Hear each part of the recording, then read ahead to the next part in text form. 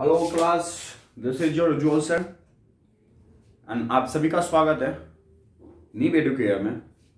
आप सबको हम आज 12th क्लास में 9.4 टॉपिक समझाने वाले हैं, जिसका नाम है बच्चों पूर्ण आंतरिक परावर्तन, जिसको इंग्लिश में कह सकते हैं हम लोग टोटल इंटरनल रिफ्लेक्शन।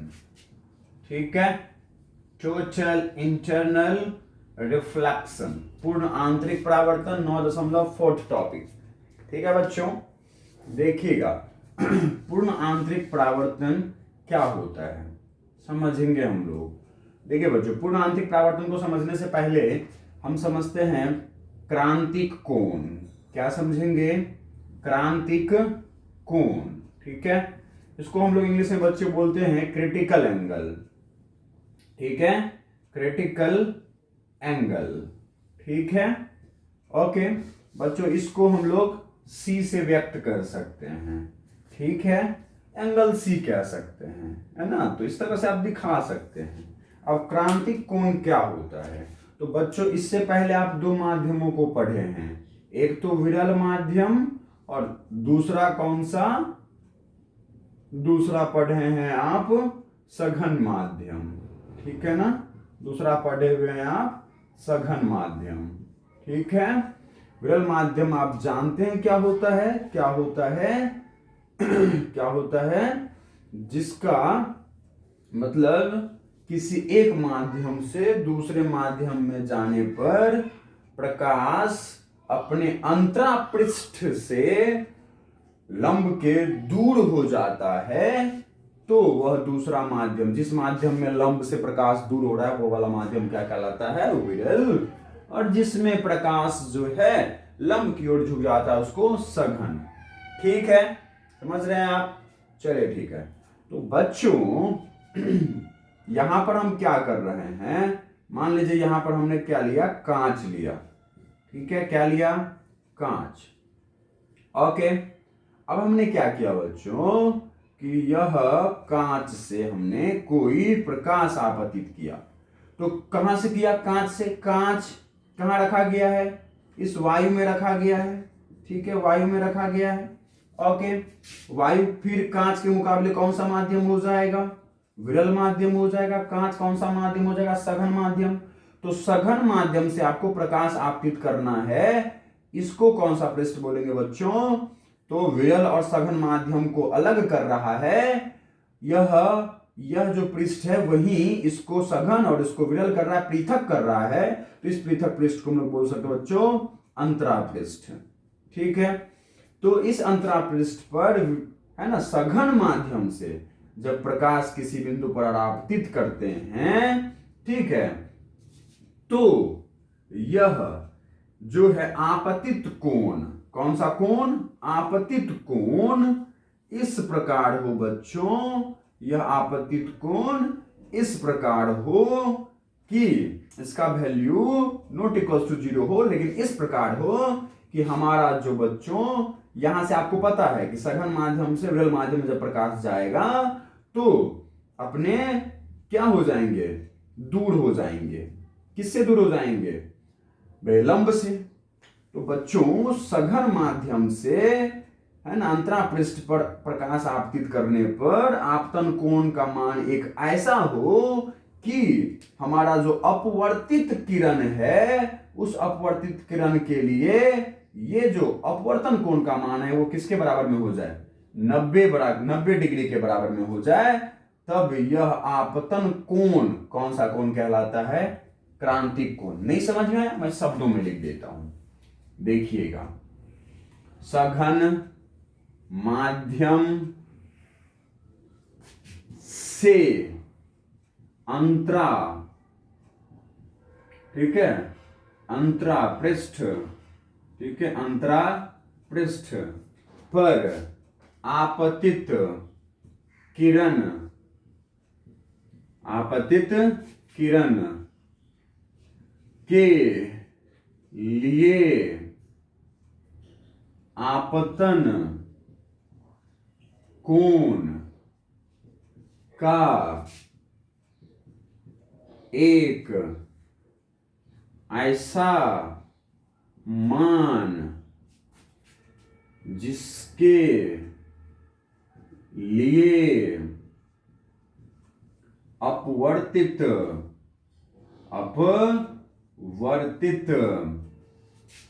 किरण का अपवर्तन कोण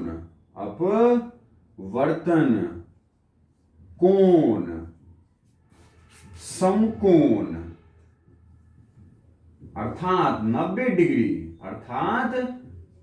डिग्री, ठीक है ना बच्चों, अर्थात 90 डिग्री के बराबर हो, 90 डिग्री के बराबर हो, तब यह आपतित कोण क्रांतिक कोण कहलाता है। तब यह आपतित कोण बच्चों, आपतित कोण क्या कहलाता है? क्रांतिक कोण कहलाता है। ठीक है, क्रांतिक कोण कहलाता है। ओके, तो बच्चों आपको इस टॉपिक में मतलब प्रकाश वाले चैप्टर में जब आपको क्रांतिक कोण पूछा जाए तो आपको ये बताना है। देख रहे हैं आप, मैंने क्या कहा? सघन माध्यम से इस अंतरा पृष्ठ पर आपतित किरण के लिए, इस आपतित किरण के लिए, भाई आपतित किरण किस माध्यम से आ रहा है बच्चों? सघन माध्यम से। तो सघन माध्यम से अंतरा पृष्ठ पर आपतित किरण के लिए आपतन कोण, ये जो आपतन कोण है बच्चों का एक ऐसा मान, इस आपतन कोण भी, आपतन कोण का मान कुछ भी हो सकता है, कम हो सकता है, ज्यादा हो सकता है, और भी ज्यादा हो सकता है, खूब कम हो सकता है ना। लेकिन बच्चों आपको पता है क्या कि आप I का मान घटाएंगे तो R का मान भी क्या होगा? घटेगा। नहीं समझे आप ये बात कि भैया आपतन कोण, आपतित किरण के या फिर आपतन कोण को आप लंब के नजदीक लाएंगे तो ये भी भाई दूर तो जाएगा लंब से, लेकिन थोड़ा सा कम दूर जाएगा। बच्चों जैसे जैसे आप I को बढ़ाते जाएंगे वैसे वैसे R उसके मुकाबले अधिक वृद्धि होगा, मतलब अधिक वृद्धि होगा, लेकिन वृद्धि तो होगा, तो I बढ़ेगा तभी तो R भी बढ़ेगा ना। समझ गए आप बात? बिल्कुल। तो I का एक ऐसा मान, आपतन कोण का एक ऐसा मान जिसके लिए अपवर्तित किरण का अपवर्तन कोण, ये जो अपवर्तित किरण का जो अपवर्तन कोण है, या फिर लिखना हम लोग तो जानते हैं अपवर्तन कोण क्या होता है भैया, अपवर्तित किरण और अभिलंब के बीच में। तो आप अगर चाहें तो इसको तो हटा भी सकते हैं कि अपवर्तित किरण हटा सकते हैं, जिसके लिए अपवर्तन कोण समकोण अर्थात 90 डिग्री के बराबर हो। भैया I का एक ऐसा मान, समझ रहे ना भैया, हो सकता है कि आप किसी स्थिति के लिए, ठीक है, सघन माध्यम से प्रकाश लिए, ठीक है ना, और सघन माध्यम से प्रकाश लिया और आपतन कोण आपने I लिया, लेकिन बच्चों हो सकता है कि यह प्रकाश जो है मुड़ करके इस दिशा में चला जाए। तो बच्चों ये कोण अभिलंब से 90 डिग्री तो नहीं है, तो मतलब ये आपका कोण भी, ये सघन माध्यम से जो आपतन कोण है वो भी आपका क्रांतिक कोण नहीं है। मतलब सघन माध्यम से प्रकाश निकल करके किस पर? अंतरा पृष्ठ पर आए तो एक ऐसा मान होना चाहिए इस आपतन कोण का कि हमारा जो बच्चों जो अपवर्तित कोण है वो किस दिशा में चला जाए? अभिलंब से 90 डिग्री का कोण अपवर्तन, भाई लंब से दूर जाएगा ना प्रकाश अपवर्तित होकर के, लेकिन कितना कोण बनाए? 90 डिग्री। दैट मीन्स कहे तो अंतरा पृष्ठ के समांतर हो जाए। समझ में आई? ये आपतित किरण और ये अपवर्तित किरण। तो जब आपतित कोण है ना, आपतित कोण बच्चों का एक ऐसा मान है ना जिसके लिए ये जो हमारा अपवर्तित किरण है वो अंतरा पृष्ठ के समांतर हो जाए, या फिर अपवर्तन कोण का मान समकोण हो, या फिर 90 डिग्री के बराबर हो, तो ऐसा कोण क्या कहलाता है? क्रांतिक कोण कहलाता है। मुझे लगता है समझ में आ गई होगी आपको। नहीं आई तो मुझे आप बताइएगा, कमेंट करके बताइएगा, ठीक है? आई हो तो मुझे कमेंट करके बताइएगा यह बात, नहीं आई हो तो फिर भी कमेंट करके बताइएगा, ठीक है ना, अगर मैंने आसान तरीकों में समझा पाया तो। चलिए, इसके लिए फिगर समझ गए ना कैसा बन सकता है? समझ गए ना कैसा बन सकता है बच्चों? नहीं समझे? दिखाऊं मैं बना के दोबारा? कितनी फिगर तो मैंने बना दिया, 3-4 फिगर बना दिया मैंने यहां पर। देखिए तो कितना अच्छा फिगर बन सकता है इसका। देखिए आप सही, आप ही देखिए सही भाई, देखिए अरे भाई साहब आप ही देख लीजिए, ये देखिए आई का मान जो कि किसके मान के बराबर होगा, सी के मान के बराबर होगा। तो हमारा जो ये जो अपवर्तित किरण है वो नगरीय का कोण बनाएगा। दैट मींस अपवर्तित किरण इस अंतरापृष्ठ के समांतर हो जाएगा। ये अपवर्तित किरण, ये आपतित किरण, देखे ना फिगर बन गई ना। चलिए आगे बढ़िए, आगे बढ़िए भैया। अब आते हैं हम लोग किस पर, पूर्ण आंतरिक परावर्तन पर बच्चों, पूर्ण आंतरिक परावर्तन पर। ठीक है, देखिएगा पूर्ण आंतरिक परावर्तन क्या होता है। मुझे उम्मीद है कि आपको समझ में बिल्कुल आ जाएगी। मैं समझाऊं और आपको नहीं आए तो नहीं, ऐसा तो होता ही नहीं है कभी। ठीक है, और फिर भी अगर नहीं आए तो आपको बताना चाहिए मुझे। आप मुझे नहीं बताएंगे तो कैसे पता चलेगा। ठीक है ना, बिल्कुल। और मैं आप सभी से अनुरोध करता हूं कि आप लोगों को अगर समझ में आती है तो अधिक से अधिक सब्सक्राइब करें, शेयर करें, लाइक करें और कमेंट भी अधिक से अधिक करें। ठीक है, एकदम आग लगा दीजिए। ठीक है ना, एकदम आग लगा दीजिए। दुनिया वालों को पता लग जाना चाहिए कि आप जो है वो एक बेहतरीन टीचर से पढ़ रहे हैं। ठीक है, चलिए आते हैं, देखिए आगे बढ़िए। पूर्ण आंतरिक परावर्तन क्या होता है बच्चों।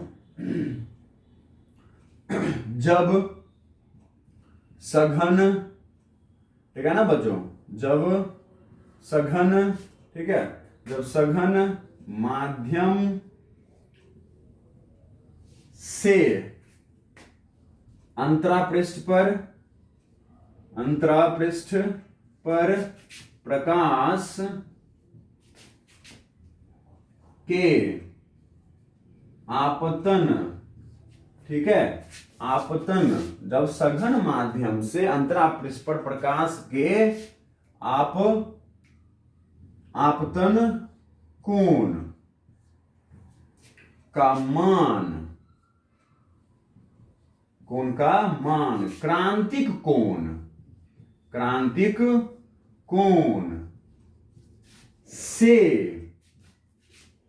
या क्रांतिक कोण में वृद्धि किया जाए।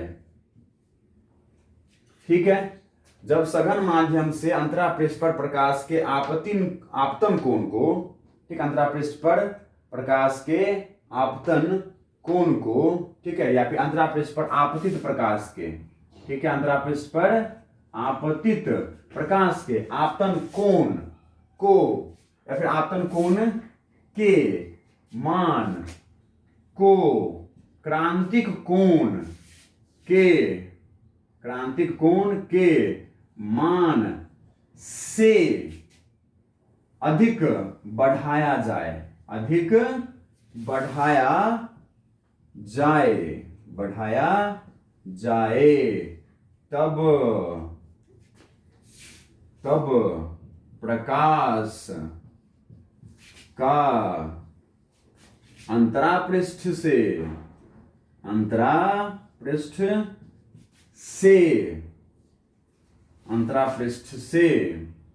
प्रकाश अपवर्तित न होकर केवल परावर्तित होता है, केवल परावर्तित होता है, उसे प्रकाश का पूर्ण आंतरिक परावर्तन कहते हैं, पूर्ण आंतरिक परावर्तन कहते हैं। ठीक है, परावर्तन कहते हैं। ठीक है बच्चों, हिंदी में कहीं मात्राओं में कहीं इधर उधर हो तो देख लीजिएगा बच्चों। ठीक है, थोड़ी बहुत मात्राओं का इधर उधर हो सकता है, ज्यादा तो नहीं होगा। आप सबको पता है मैं इंग्लिश मीडियम से पढ़ा रहा हूँ, हिंदी मीडियम, तो थोड़ी बहुत हो सकती है, ज्यादा नहीं होगा, है ना, बिल्कुल।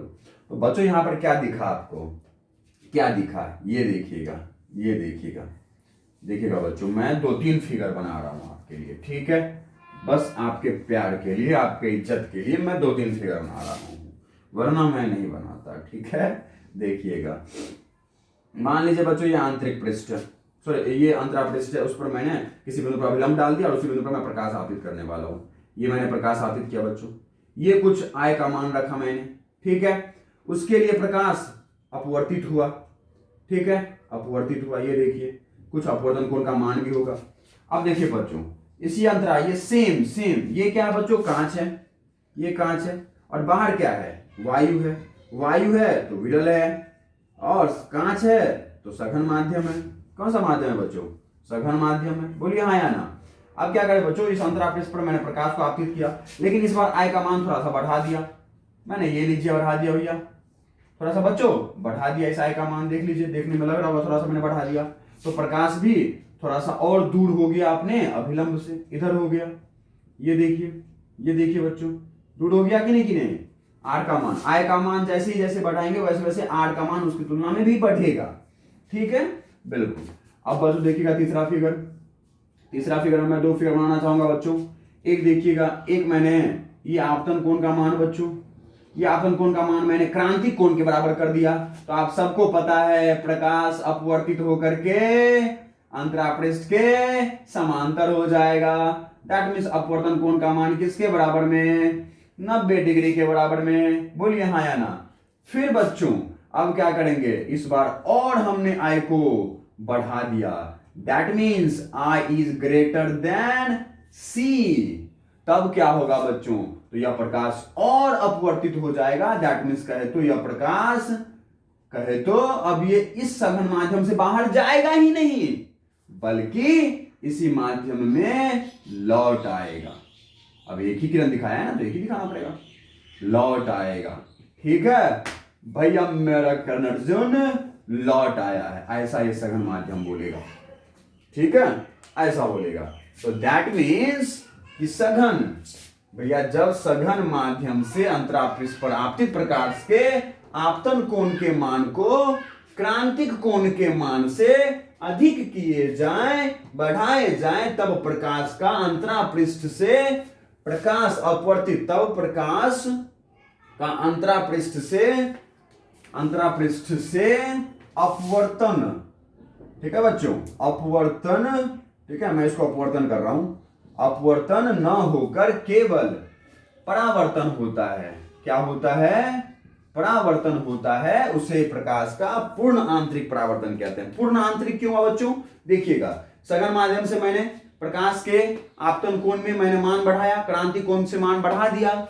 तो बच्चों पहले क्या हो रहा था, आपको मैंने प्रकाश का जो अपवर्तन समझाया होगा उसमें बताया होगा क्या, कि बच्चों जब आप प्रकाश को किसी एक माध्यम से दूसरे माध्यम में ले जाएंगे तो कुछ प्रकाश अपवर्तित हो जाएंगे और कुछ प्रकाश परावर्तित भी होंगे, अंशतः रूप से। अंशतः ये परावर्तित है बच्चों, अंशतः परावर्तित है ये। बोलिए हाँ या ना। और ये अंशतः अपवर्तित भी है, कह सकते हैं अंशतः अपवर्तित हैं। बोलिए हाँ या ना। यस बच्चों, आपने I का मान बढ़ाया तो R का मान बढ़ गया, अपवर्तन हुआ, लेकिन कुछ जो है बच्चों वो क्या होगा बच्चों, जैसे जैसे I का मान बढ़ाएंगे ना वैसे वैसे ये भी, क्योंकि आपको पता है ये तो परावर्तन का नियम अनुसरण करेगा ना, तो I का मान बढ़ाएंगे तो ये रिफ्लेक्शन, परावर्तन का कोण भी क्या होगा, बढ़ेगा। और ये किसके बराबर में होगा, इसी I के बराबर में होगा, तो कह सकते हैं इसको भी I, है ना, बिल्कुल। तो कुछ परावर्तन भी होगा प्रकाश का और कुछ अपवर्तन भी हो रहा है। अब इस क्रांतिक कोण पर क्या हो रहा है, कुछ प्रकाश बच्चों अपवर्तित होकर के इसके अंतरापृष्ठ पर जा रहा है और कुछ प्रकाश परावर्तित भी हो रहे हैं, जिसका मान किसके बराबर में है, इस परावर्तन कोण का मान C के बराबर में। लेकिन जैसे ही बच्चों यहां पर प्रकाश के आपतन कोण का मान क्रांतिक कोण से अधिक किया आपने, तो अब सारे प्रकाश बच्चों केवल परावर्तित हो रहे हैं। नहीं समझ में आई, सारे प्रकाश परावर्तित हो रहे हैं, अपवर्तन अब हो ही नहीं रहा है। समझ गए ना। तो कह सकते हैं इसको क्या, पूर्ण आंतरिक। आंतरिक का मतलब जिस माध्यम से प्रकाश आपतित हुआ था उसी माध्यम में सारे प्रकाश आ गए, तो आंतरिक और परावर्तन आया ना, बिल्कुल आएगा, आपको कोई दिक्कत। चलिए ठीक है, तो इसी को बोलते हैं हम लोग, इस घटना को क्या बोलते हैं, पूर्ण आंतरिक परावर्तन। तो बच्चों जब आपको पूर्ण आंतरिक परावर्तन देखना हो तो आप क्या करेंगे, प्रकाश को, बिल्कुल बिल्कुल, बहुत अच्छी बात, ये समझ में आ गई आपको। चलिए मैं इसको मिटा रहा हूं, कुछ अच्छी बात आ रही है, देखिएगा, मिटा दूंगा इसको। यस सर, समझ में आ गया होगा बच्चों। ये थ्योरी लिख लीजिएगा, मतलब समझ लीजिएगा, कहने का मतलब है ना। इस थ्योरी को आप अपने तरीके से भी बना सकते हैं, नहीं तो ये जो थ्योरी मैंने लिखा है इसी को ठीक से ठीक ऐसे का ऐसा देख सकते हैं। ठीक है, आपके सामने देख रहे हैं आप, मैंने कई बार इस जो है ना शब्दों को सही किया है, मैंने खुद बनाया है इसको, ठीक है ना। तो आप भी बना सकते हैं, ऐसे जरूरी नहीं है कि याद करके ही लिखा जाना चाहिए, ठीक है ना। ये देखिए, अब देखिए बच्चों, क्या कि पूर्ण आंतरिक परावर्तन के आंतरिक परावर्तन के परावर्तन के लिए आवश्यक शर्त बच्चों, पूर्ण आंतरिक परावर्तन अगर आप देखना चाहते हैं तो उसके लिए कुछ आवश्यक शर्त है आपका। पहला शर्त क्या है कि प्रकाश अंतरापृष्ठ पर, ये बच्चों अंतरापृष्ठ क्या होता है बताया ना, क्या सघन एवं विरल माध्यम को पृथक करने वाला पृष्ठ। नहीं समझ में आई? आ गई होगी, ठीक है। तो प्रकाश अंतरापृष्ठ पर सघन माध्यम से आपतित होना चाहिए, बिल्कुल। अंतरापृष्ठ पर दो माध्यमों को, विरल और सघन माध्यमों को पृथक करने वाला जो है ना, वह भैया हमारा अंतरापृष्ठ होगा। तो इस अंतरापृष्ठ पर जो आप जाकर प्रकाश आपतित करेंगे वो विरल से सघन में नहीं बल्कि सघन से विरल में। समझ में आ रही है? पक्का कि आप पूर्ण आंतरिक परावर्तन देखना चाहते हैं तो आपका प्रकाश कहां से निकलना चाहिए? सघन माध्यम से आपतित होना चाहिए। विरल माध्यम के लिए आप पूर्ण आंतरिक परावर्तन नहीं देख पाएंगे। क्यों नहीं देख पाएंगे? समझ में आती है आपको? क्योंकि बच्चों विरल माध्यम से अगर आपने प्रकाश को आपतित किया तो देखिएगा, आप मान लीजिए 90 डिग्री पे इस प्रकाश को क्या किए? नीचे भेजे। बोलिए हाँ या ना? बिल्कुल नीचे भेजे, ठीक है। तो बच्चों क्या होगा, ये नीचे जाएगा और कुछ प्रकाश आपको पता है कि ये नीचे चले जाएंगे, कुछ प्रकाश बच्चों उसी रास्ते पर है ना परावर्तित होकर के वापस चला जाएगा, ठीक है ना। लेकिन कुछ नीचे भी आ जाएंगे, कुछ प्रकाश आएंगे। लेकिन बाद बाकी बच्चों अगर आप इसके आय का मान कुछ भी रखते हैं तो आपको पता है यहाँ से प्रकाश कुछ परावर्तित भी होगा और कुछ अपवर्तित भी होगा। अपवर्तित होकर के लंब के तरफ झुक जाता है। इसका मान बढ़ाएंगे तो ये झुकता चला जाएगा लंब के तरफ। और अगर 90 डिग्री रखते हैं तो प्रकाश कहीं न कहीं कुछ ट्रांसमिट होकर के नीचे भी आएगी और सीधा रिफ्लेक्ट भी हो जाएगा। तो ये 90 डिग्री को एक ऐसी स्थिति नहीं है जहां पर पूर्ण आंतरिक परावर्तन नहीं, कि आय का मान जो है ना 0 डिग्री, नहीं, ये वाला कंडीशन है। ये तो नीचे भी हो रहा था, ये तो इस माध्यम के लिए भी हो रहा था। लेकिन यहाँ पर कुछ प्रकाश नीचे भी, आप सीधा टॉर्च जलाओगे तो क्या होगा कि आपको नीचे ही प्रकाश जाता हुआ ट्रांसमिट होता हुआ दिखेगा। समझ रहे हैं ना बात भैया? पारगमित होता हुआ दिखेगा आपको प्रकाश। यस, तो ये वाली स्थिति नहीं। तो दैट मीन्स कि आपको पूर्ण आंतरिक परावर्तन देखना है तो सघन माध्यम से ही अंतरापृष्ठ पर प्रकाश आपतित करेंगे, ठीक है। सघन माध्यम से, ठीक है ना, प्रकाश अंतरापृष्ठ पर सघन माध्यम से आपतित होना चाहिए, ठीक है। यह है शर्त आपका आंतरिक परावर्तन के। दूसरा शर्त क्या है बच्चों? दूसरा शर्त क्या है पूर्ण आंतरिक परावर्तन के लिए? कि आपको जो आय का मान है वो बच्चों आय ग्रेटर देन सी होना चाहिए, ठीक है ना। आपतन कोण का मान क्रांतिक कोण से अधिक होना चाहिए। आपतन कोण का मान, ठीक है ना, क्रांतिक कोण से, ठीक है ना, क्रांतिक कोण से अधिक होना चाहिए। क्रांतिक कोण से अधिक होना चाहिए। कोई दिक्कत आपको नहीं होनी चाहिए? चलिए, यह भी बात समझ में हमें आ रही है, ठीक है। कुछ और थ्योरी बच्चों इससे जुड़ा हुआ मिटा दिए जाए इसको। कुछ और थ्योरी जो मैं आपको बताता हूं इसके बारे में।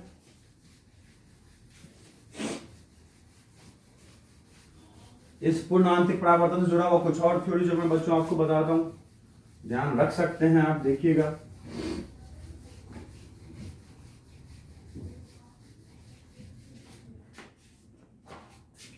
बच्चों, क्या इस पूर्ण आंतरिक परावर्तन से जुड़ा हुआ कुछ थ्योरी क्या कि बच्चों पूर्ण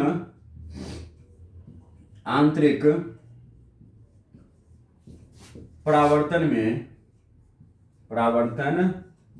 में आपतित प्रकाश के किरण का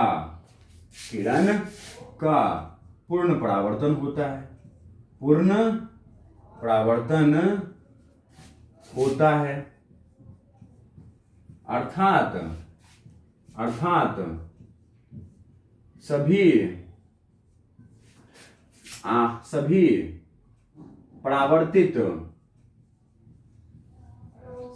परावर्तित किरण, ठीक है, या फिर बच्चों क्या, अर्थात सभी या फिर अर्थात आपतित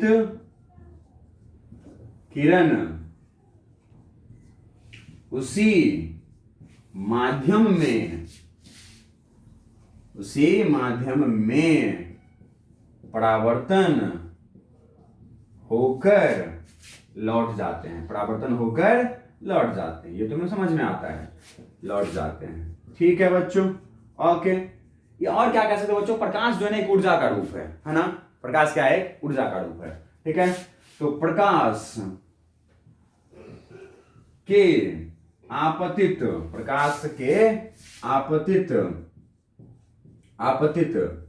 किरण का ऊर्जा उसी माध्यम में परावर्तित होकर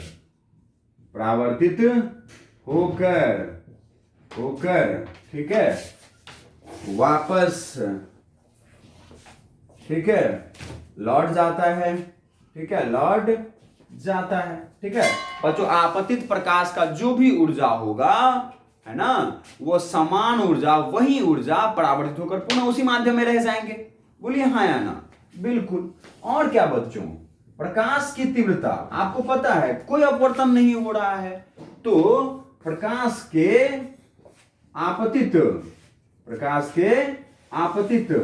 किरण की तीव्रता, आपतित किरण की तीव्रता, ठीक है ना, तीव्रता, ठीक है, परावर्तित किरण के तीव्रता के रूप में, परावर्तित किरण के तीव्रता के रूप में प्राप्त हो जाते हैं, रूप में प्राप्त हो जाते हैं। ठीक है, जिससे क्या, जिससे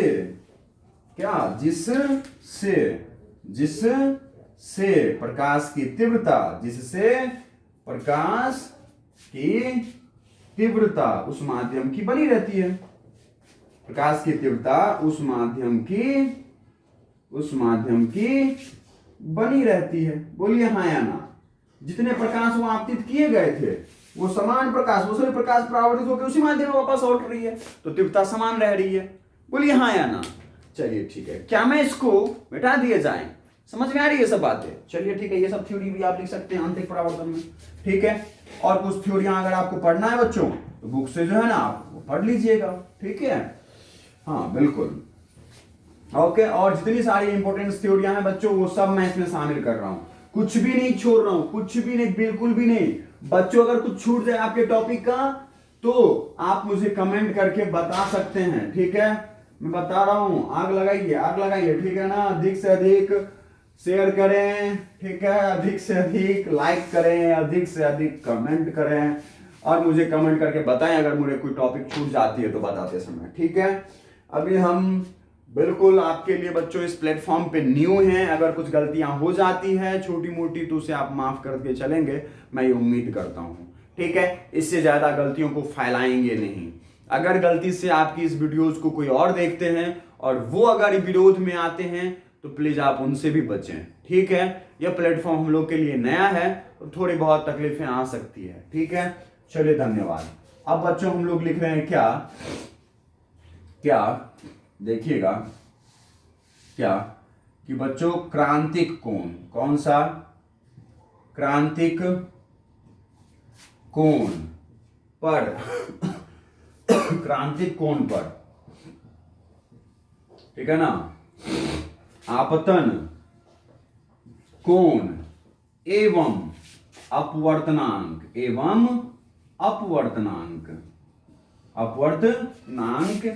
के मध्य संबंध कैसे व्यक्त किए जा सकते हैं?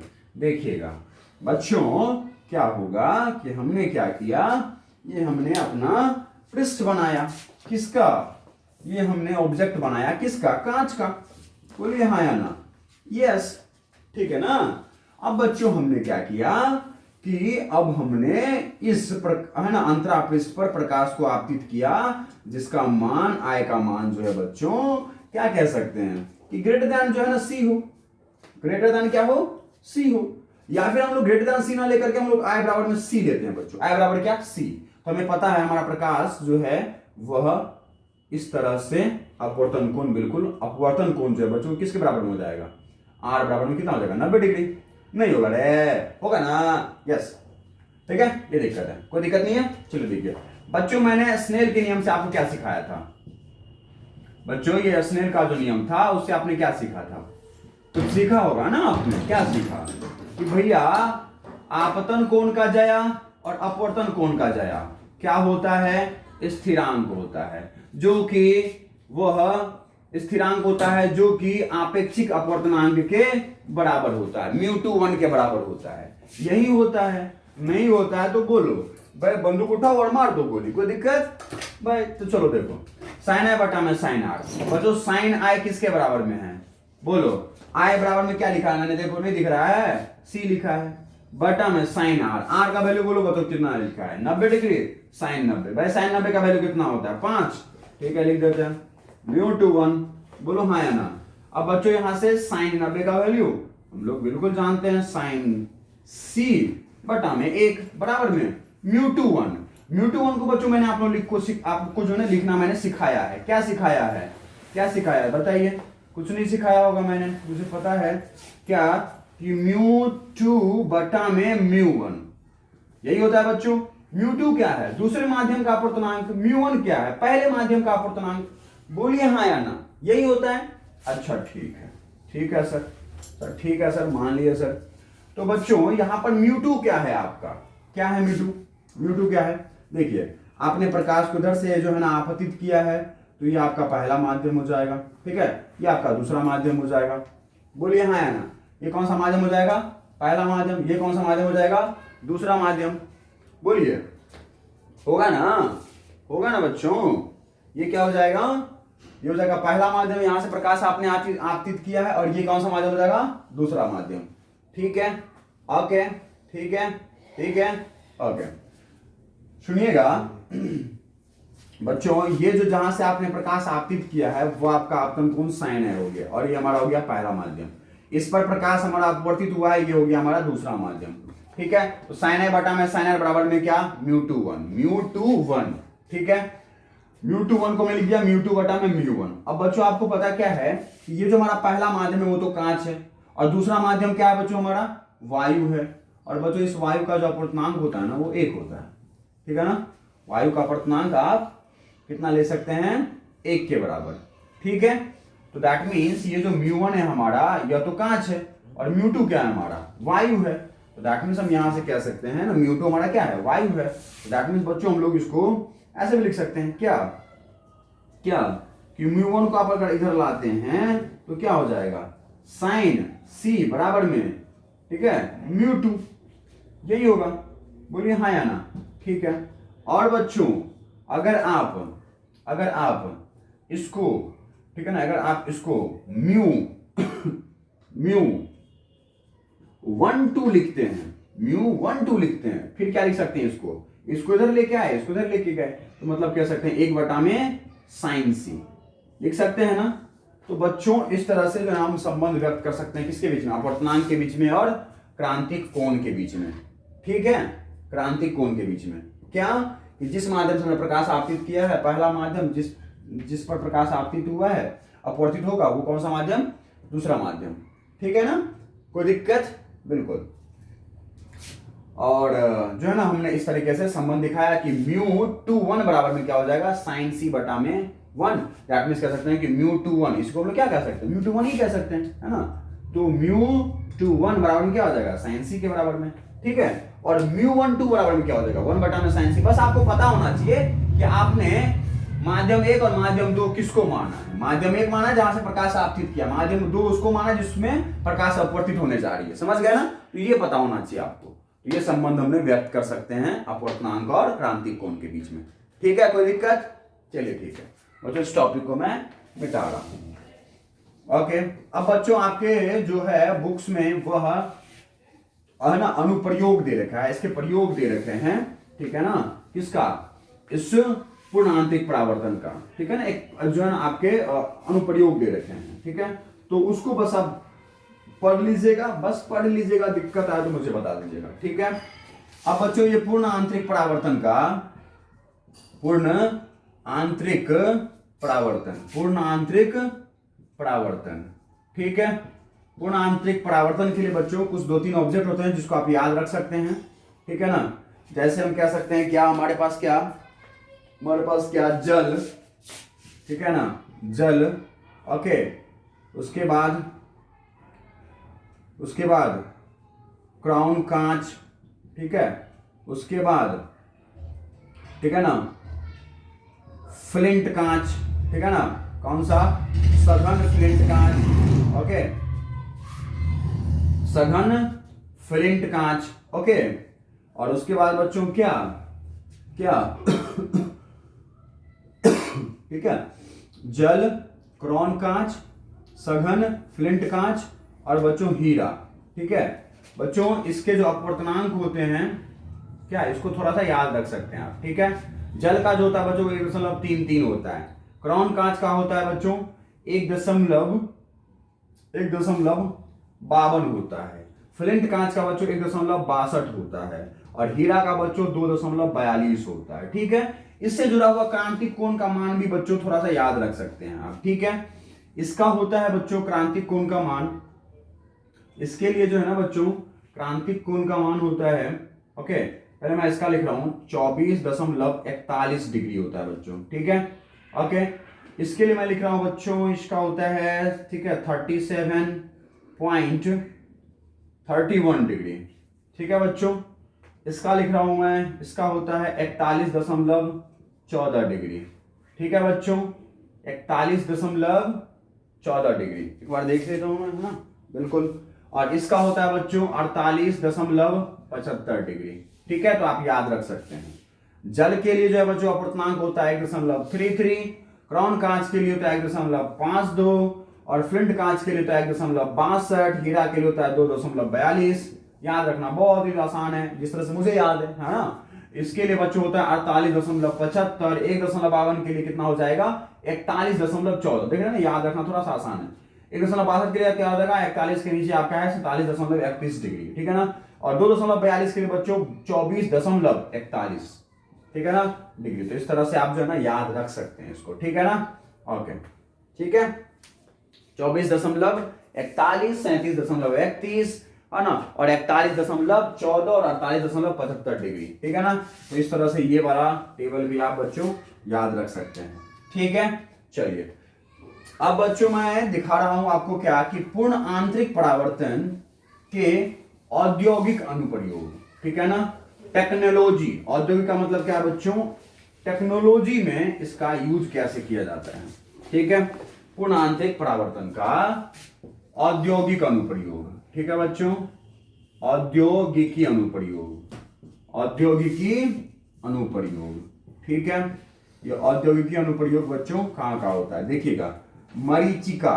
ठीक है बच्चों, मरीचिका का नाम सुना होगा, राजस्थान में काफी फेमस है, यह चीज राजस्थान में अधिक देखने को मिलती है। ठीक है ना, क्या जो है ना जो हमारी धरती होती है, जो बालू होती है, उस पर जब प्रकाश गिरती है तो वो क्या हो जाती है, पूर्ण आंतरिक परावर्तन हो जाती है। ठीक है, यह एक घटना है। दूसरा है बच्चों क्या कि हीरा।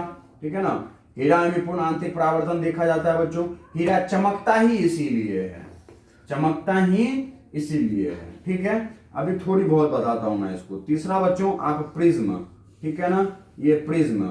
ठीक है, ये प्रिज्म एक प्रकार की प्रिज्म बनाई जाती है फ्लिंट कांच का, अभी जो हमने देखा था। ठीक है ना, या फिर क्राउन कांच का प्रिज्म बनाया जाता है, जिसके अंदर भी आप पूर्ण आंतरिक परावर्तन देख सकते हैं। ठीक है, तो ये बच्चों टेक्नोलॉजी का प्रयोग करके जो ना पूर्ण आंतरिक परावर्तन इन सब के लिए जो है ना हम कह सकते हैं कि उत्पन्न किया जा सकता है। ठीक है, ओके, और एक बच्चों होता है प्रकाशिक तंतु, प्रकाशिक तंतु। ठीक है, जो आपके घर में जो ये टीवी चल पाती है वो इसी जो है ना प्रकाशिक तंतु की सहायता से चल पाती है। ये सिग्नल यहाँ तक ट्रांसमिट हो पाता है, पूर्ण आंतरिक परावर्तन के जो है ना सिद्धांत पे आधारित होता है। ठीक है बच्चों, अब ये मरीचिका कैसे, तो थोड़ी बहुत मैं देखिएगा बताता हूँ, आप थ्योरी पढ़ लीजिएगा बुक्स से।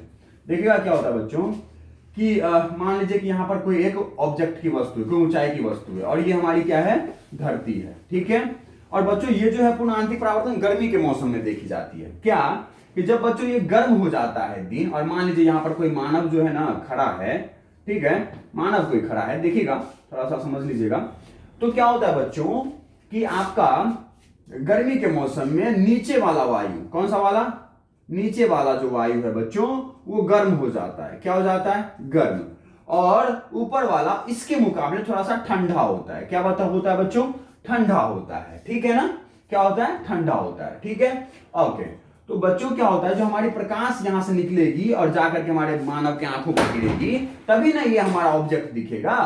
बोलिए, ये कोई एक वस्तु है तो तभी तो वस्तु दिखेगा।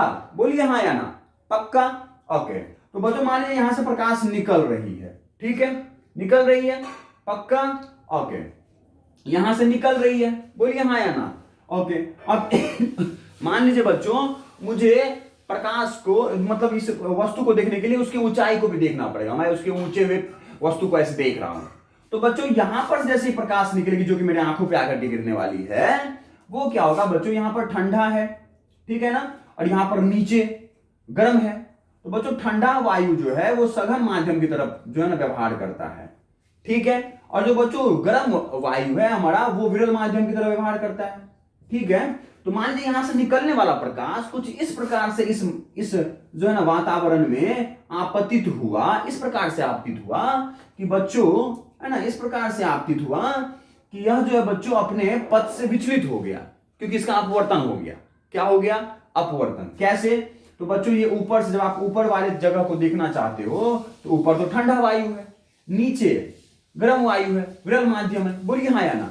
तो बच्चों इस ठंडे सघन माध्यम से विरल माध्यम में प्रकाश आ रही है, आ रही है, बिल्कुल। तो यह इस माध्यम पे बच्चों, इस माध्यम पे इस प्रकार आपतित हुआ, क्या हुआ, इस प्रकार आपतित हुआ कि यह सघन से कहां मुड़ गया, विरल की तरफ मुड़ गया। क्यों, क्योंकि बच्चों यहां पर लंब खींचो, खींचे, लंब खींचो, मान लो कि यह एक माध्यम जो है ना हमारा, ये जो एक माध्यम है जो गर्म और वायु हवा का, वो जो है एक माध्यम के अंतरापृष्ठ की तरह काम करने लगा। ये जो अंतरापृष्ठ की तरह काम करने लगा, ये विरल माध्यम होने के कारण इधर, और इधर क्या होने के कारण, सघन माध्यम होने के कारण। तो यह जो हमारे पास माध्यम एक सिस्टम है, उस पर यह प्रकाश इस प्रकार से आपतित हुआ, इस प्रकार से आपतित हुआ बच्चों कि यह क्या हुआ, इस प्रकार से आपतित हुआ कि ये जो किरण है हमारा वो कहां चला गया, नीचे चला गया। भाई इस लंब से दूर हो गया ना, बिल्कुल। अब बच्चों फिर दूर होने के बाद इस पृष्ठ पर लंब खींचिए, इस पर ये इस प्रकार आपतित हुआ कि यह आपतन कोण का मान सी के मान से, जो सी का मान होता है उससे कुछ अधिक हो गया। कुछ ऐसी घटना होगी कि सी का मान क्या हो गया, ये अधिक हो गया, जिसके कारण ये प्रकाश क्या हो गया, इधर परावर्तित हो गया, पूर्ण आंतरिक परावर्तन। भैया जितने प्रकाश आपतित होंगे वो सारे परावर्तित होकर के आंखों में पहुंच जाएंगे इसके, और जब ये आंखों में पहुंचेगा तो भैया ये आदमी इस प्रकाश को आता हुआ किधर से नजर आएगा, इसको इधर से, नहीं, बल्कि इसको पीछे बढ़ाइए, इधर से आता हुआ नजर आएगा। बोलिए हाँ या ना। तो दैट मीन इस वस्तु का बच्चों छाया बन जाता है नीचे, ठीक है ना। तो गर्मी के मौसम में बच्चों जो हमें वस्तु है उसका प्रतिबिंब मुझे धरती पर बनता हुआ दिखता है, और मुझे उस वस्तु जो है ना उसका छायांकित भाग मुझे धरती पर दिखने लगता है। ठीक है, समझ में आई थोड़ी सी बात, जाके थ्योरी पढ़ लीजिएगा अपने बुक्स में, समझ में आ जाएगी। मैंने थोड़ा सा समझा दिया आपको। अब देखिए बच्चों, हीरा जो है ना चमकता है, कैसे चमकता है, देखिएगा। हीरा की संरचना बच्चों ऐसे होती है कि इसके अंदर प्रकाश अगर आपने भेज दिया, इसके अंदर अगर आपने प्रकाश भेज दिया तो बच्चों एक बार इसके अंदर अगर प्रकाश चली गई तो इसकी संरचना ऐसे होती है कि इस पर प्रकाश हमेशा इसके सतहों पर आंतरिक जो आपतन कोण होता है वो हमेशा क्रांति कोण से क्या होता है, ज्यादा। और बच्चों क्रांति कोण से ज्यादा होने के कारण, और बच्चों ये भी देखो, ये आपतन कोण पे ज्यादा डिपेंड नहीं करता है, डिपेंड किस पे करता है, ये अपवर्तनांक पे। हीरा का अपवर्तनांक आपने लिख रखा है, क्या लिख रखा है, 2.42 लिख रखा है। और 2.42 के लिए बच्चों जो क्रांति कोण है उसका मान कितना था, 24.8 41 डिग्री। देखो ये कितना कम कोण है। प्रकाश अगर थोड़े से कोण पर भी इसके सतहों पर जो है ना आपतित हुआ तो ये सारे जो है ना आंतरिक परावर्तन हो जाएंगे, कोई अपवर्तन होगा ही नहीं। फिर जाके प्रकाश इस पे आपतित हुआ, इस पर भी अगर थोड़ा सा भी इतना कोण भी अगर बन गया तो ये प्रकाश पूरी तरह से जो है ना परावर्तित हो जाएगा। तो ये सारे प्रकाश अंदर ही गिरफ्त रह जाते हैं, जिसके कारण हीरा आपको चमकता हुआ नजर आता है। समझ में आई? एकदम लगता है कि यार, है ना, ऐसा लगता है ना कि चमक रहा है। इसलिए क्योंकि अगर थोड़ा सा भी प्रकाश अगर हीरे के अंदर चला गया तो हर एक सतह पर अगर थोड़ा सा भी, देख लो, इतना छोटा कोण भी बन गया तो सारे प्रकाश अंदर बस परावर्तित होते रहेंगे। और प्रकाश अगर अंदर परावर्तित होता रहा तो ये अंदर का भाग आपको दिखेगा पारदर्शी और हीरा चमकता हुआ नजर आ जाता है। तो आप थ्योरी थोड़े से बुक्स में पढ़ लीजिएगा। प्रिज्म बच्चों, ये प्रिज्म हम लोग क्राउन कांच का बनाते हैं या फिर जो है ना फ्लिंट कांच का बनाते हैं। तो इसका भी क्रांति कोण इतना कम है कि इसके अंदर का प्रकाश चला गया ना तो प्रिज्म आपको चमकता हुआ नजर आएगा, पूर्ण आंतरिक परावर्तन पर आधारित होता है। ठीक है। प्रकाशित तंतु बच्चों, ये प्रकाशित तंतु का मतलब इस तरह से जो है ना हमारे घरों में एक वायर होती है जिससे हमारा जो है ना इलेक्ट्रिक सिग्नल आता है ना, वायर है बच्चों। ओके, तो इसमें भी बच्चों प्रकाश थोड़ा सा, मतलब किसी भी तरीके से जो आने वाला सिग्नल है बच्चों, वो किसी भी तरीके से, है ना, आपको पता है जो सिग्नल आती है वो हमारे पास प्रकाशिक सिग्नल आती है। तो वो प्रकाशिक सिग्नल जो है ना अगर किसी भी तरीके से जिस, है ना, बिंदु पर आपतित हो रहा है उस बिंदु पर अगर थोड़ा सा भी I के मान जो है वो ग्रेटर देन C हो जाएगा ना तो सारे प्रकाश जो है परावर्तित हो जाएगा अंदर, अपवर्तित होकर बाहर नहीं निकलेगा। फिर यहां पर भी इस प्रकार से आपतित होगा कि I का मान जो आपतन कोण का मान वो ग्रेटर देन C होगा, तो फिर से प्रकाश परावर्तित हो जाएगा। फिर इस पर भी ऐसा ही होगा, आपतित हुआ, I का मान जो है C से ज्यादा हुआ, फिर से परावर्तित हो जाएगा। इस तरह से परावर्तित होते होते बच्चों ये हमारा सिग्नल कहां जाता है, तार के बाहर आ जाता है और हमें प्राप्त हो जाता है। समझ में आई? तो बच्चों हम लोग इस प्रकार के प्रकाशित तंतु वाले जो हमारे वायर होते हैं, पाइप होता है, हम लोग कहते हैं कि इसमें हमारे किसी भी सिग्नल का हानि नहीं होता है, ये सिग्नल आसानी से मुझे अंतिम सिरे पर प्राप्त हो जाती है। समझ में आ गई? ये सारे थ्योरीज आप बुक से पढ़ लीजिएगा। कोई दिक्कत हो तो मुझे कमेंट करके बता दीजिएगा। अच्छा लगा हो तो like, subscribe, share, comment, each and everything कर दीजिए। ठीक है? Thank you very much.